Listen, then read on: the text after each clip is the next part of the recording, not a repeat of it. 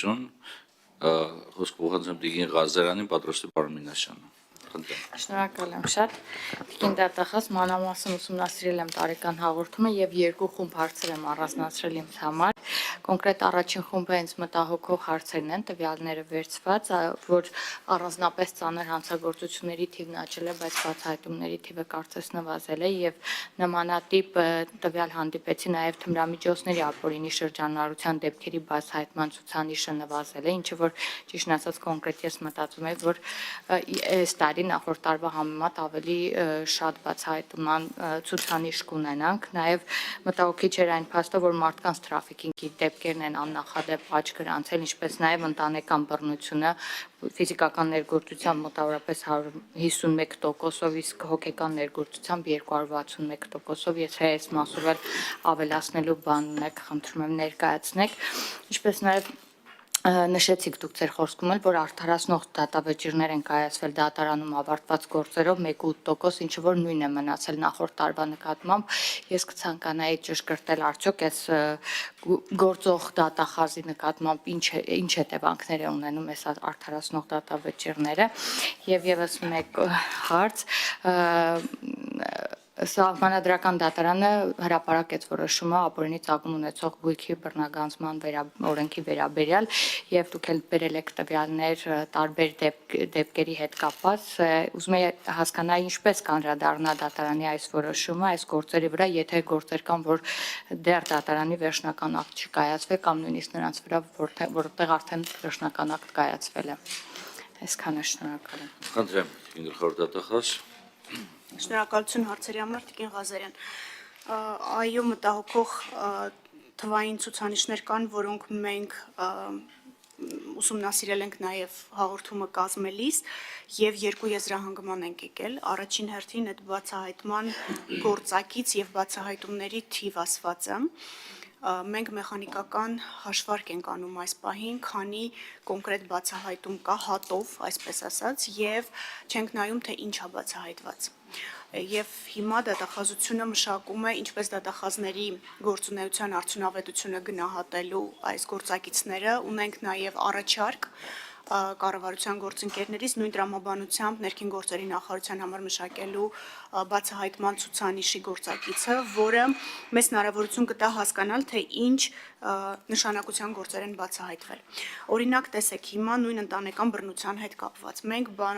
շատ մանրամասն եւ աղյուսակով եւ վերլուծությամբ ներկայացրել ենք ըստ ուղղությունների եւ ֆիզիկական բռնությունը եւ հոգեբանական բռնությունը։ Այստեղ թվերի աճը երկու պատճառ ունի։ Առաջինը մենք սկսել ենք տեսնել այդ բռնությունը, որտեղ շատ հաճախ այն ինչ մենք նախկինում որպես բռնություն չէինք ընկալում, սկսել ենք ընկալել եւ գնահատական տալ։ Դա առաջինը, եւ մենք եւ դատարանները։ Բացի դրանից նաեւ հասարակությունը, որտեղ շատ հաճախ մենք ընտանեկան բռնության վերաբերյալ դեպքերը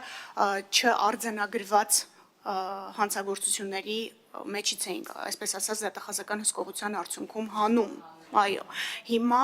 անձինք, որոնք որ բռնության զոհ են դարձել կամ ականատեսն են եղել, իրենք ահազանգում են այդ մասին։ Դրա համար օբյեկտիվորեն թիվը աճել է, բայց դա չի նշանակում, որ պատկերը վատն է, դա նշանակում է, որ մարդիկ սկսել են դա տեսնել եւ դրա մասին ահազանգել։ Եվ մի որոշ ժամանակ ես կարծում եմ դեռ այս աճի միտումը կպահպանվի, որովհետեւ զուգահեռ նաեւ օրենսդրությունն է փոխվել, եթե հիշում եք, ընտանեկան բռնություն հասկացությունը ընդլայնվեց, չէ, բլանկետային նորմի իմաստով եւ այստեղ բռնության դրսեւորումները, որոնք որ նախկինում օրինակ մեկնաբանման արդյունքում չէին դիտվում որպես բռնություն, հիմա բլանկետային օրենսդրության արկայության պայմաններում հստակ համարվում են բռնություն։ Այսինքն այստեղ թիվը դեռ կաճի։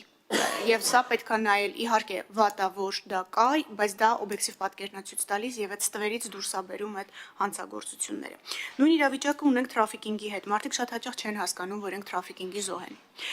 Իմ կողմից նշված դեպքերից մի քանիսը նույնիսկ ինձ ուղղված դիմումների հիման վրա կատարված աշխատանքի արդյունքում է, որ բացահայտվել է, որ դա թրաֆիքինգի շղթա է իրականում։ Եվ այստեղ էլի ինչպես ընտանեկան բռնությունը ինքը դարձել է ավելի տեսանելի, մարդկանց համար ավելի ընկալելի, որ սա որոշակի դրսևորումն է թրաֆիքինգի եւ մարդիկ սկսել են սրա մասին հաղորդումներ տալ։ Այս առումով էլի կխնդրեմ, հա, թիվը մտահոգիչ է, բայց մտքում ունենալ, որ նշանակումը տեսանելի է։ Եվ այստեղ Ուղղակի պետքա ճիշտ քննություն իրականացնենք, որպեսզի կարողանանք դատական հեռանկար ունենալ։ Մենք կշարունակենք ուսումնասիրությունները եւ հաջորդիվ հաղորդումներում արդեն դատական պատկերը կներկայացնենք, բայց ելի պետք է զգուշացնեմ, աճի միտում կարող է եւ այստեղ ունենանք։ Ու ոչ միայն ազգությամբ հայերի նկատմամբ պետք է հաշվի առնենք, որովհետեւ աշխատանքային որոշակի հարաբերությունների հարցեր էլ ունենք եւ մարդիկ դրա մասին են հաղորդումներ տալիս, ոչ ազգությամբ հայերի մասով։ Ապօրինի գույքի հետ կապված Տիկին Ղազարյան, մենք Սահմանադրական դատարանի որոշումը յուրաքանչյուր հայցի շրջանակներում, այսինքն մեր դիրքորոշումները յուրաքանչյուր հայցի շրջանակներում կներկայացնենք, վստահ եմ հասցրել եք ծանոթանալ ամբողջական որոշման հետ, այստեղ հակասահմանադրականության հարց չի կարող քննարկվել, այսինքն մնացած ամեն ինչը հատվածական մոտեցումներ են։ Խնդիրը կիրառման շրջանակների հստակեցումն է, որը արդեն դատարանները պետք է որոշակի ուղենիշներ սահմանեն։ Մենք մի քանի գործերով վճռաբեկ բողոքներ ենք տարել, կարող է տարօրինակ թվալ մասնակի բավարարված հայցերով ենք տարել, բայց մենք ուզում ենք դատական պրակտիկա ունենալ վերջնական բարձր դատարանի կողմից ձևավորված դիրքորոշումների շրջանակում եւ առաջիկա ժամանակահատվածում սրան կմիանա նաեւ Սահմանադրական դատարանի որոշումը եւ դատարաններն էլ մեզ իրենց որոշումներով ուղղորդեն կհղկեն թե հայցերը ինչ ձևաչափով պետք է ներկայացնենք դատարան, բայց ինչ որ մասսայական ուղղության փոփոխություն մենք չենք տեսնում, չենք էլ պատկերացնում, որ կարող է լինել։ Այստեղ կիրառման շրջանակների հղկում տեղի կունենա, որը մինչ այս էլ տեղի էր ունենում ըստ էության առաջին ատյան վերաքննիչ վճռաբեկ դատարաններում։ Հուսամ ոչինչ չմոռացա հարցերից։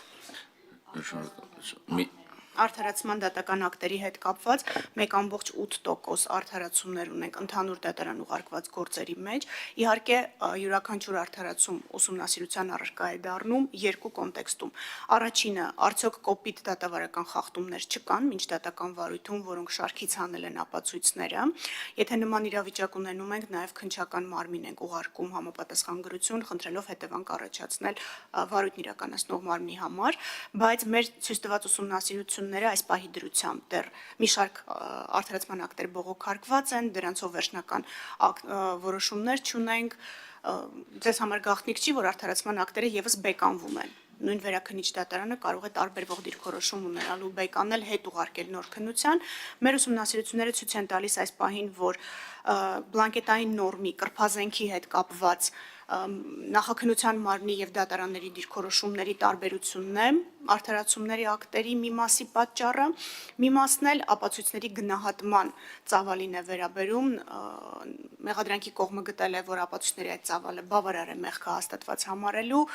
դատարանները այլ դիրքորոշում են հայտնել, բայց կրկնում եմ, այս ակտերը դեռևս գտնվում են բողոքարկման փուլում եւ վերջնական եզրահանգումներ հնարավոր չի անել, բայց յուրաքանչյուր կոնկրետ դեպքով եւ հասցեական դատախազի եւ քննիչի վարքագիծը գնահատման է ենթարկվում։